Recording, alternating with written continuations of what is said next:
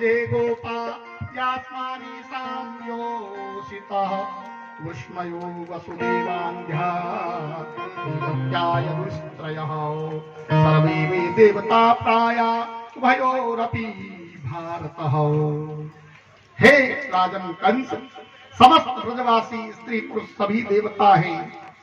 सभी यदुवंशी पृथ्वी पर दैत्यों के अत्याचार बढ़ने के कारण उसे दूर करने की तैयारी में लगे हुए हैं। नारद जी कह रहे हैं, हे कंसराज, जो गूढ़ रहस्य था वह सब मैंने तुम्हें बता दिया, आगे आपकी इच्छा। नारद जी ने एक कमल का पुष्प अपने हाथ में लिया और कमल का पुष्प हाथ में लेकर के उसमें 8 पंखुड़ियां थी, अष्टदल कमल था, 8 पंखुड़ियां थी, क्रम से गिन करके दिखाया। हे राजन, इस कमल की पंखुड़ियों को गिनो।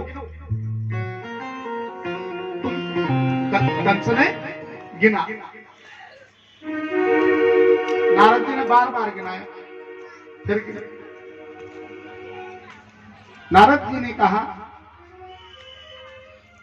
कि हे राजन, तुम इन कमल की पंखुड़ियों से जहां से भी गिनोगे संख्या 8 ही आएगी।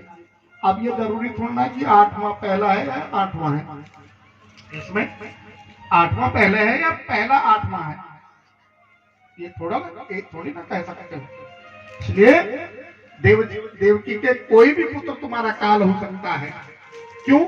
क्योंकि देवताओं ने सोचा कि ये बड़ा अभी बहुत उदार चरित्र वाला बनता है, था बहुत अत्याचारी, न जाने कितने उसने अपराध कर रखे हैं।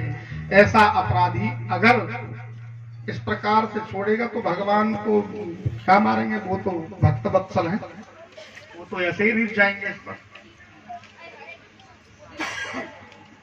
ये सब भगवान की माया से हो रहा था, इच्छा से हो रहा था।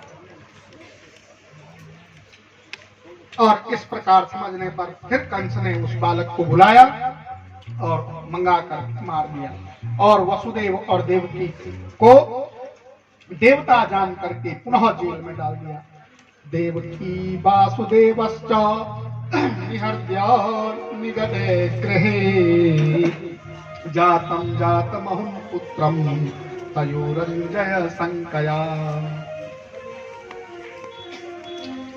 बेड़ियों से जकड़ करके जेल में डाल करके प्रत्येक पुत्र को विष्णु समझ करके मारने लगा।